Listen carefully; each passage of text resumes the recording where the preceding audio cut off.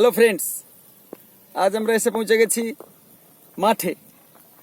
আজকে আসার উদ্দেশ্য হচ্ছে গিয়ে আজকে 5 বছর ধরে এই জমিটা চাষ করা হয়নি।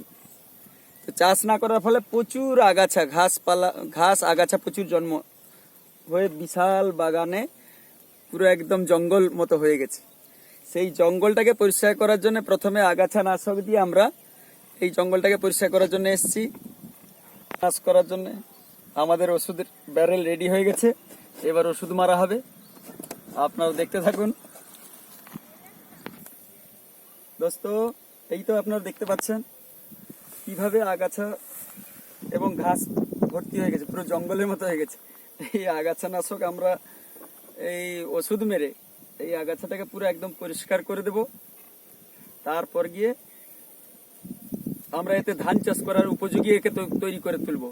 এতে ধান চাষ করার জমিন, ধান চাষ করা হয়, তার জন্যই আমরা এই আগাছা নাশক দিয়ে এই আগাছাগুলো, ঘাসপালাগুলো আমরা পরিষ্কার করছি।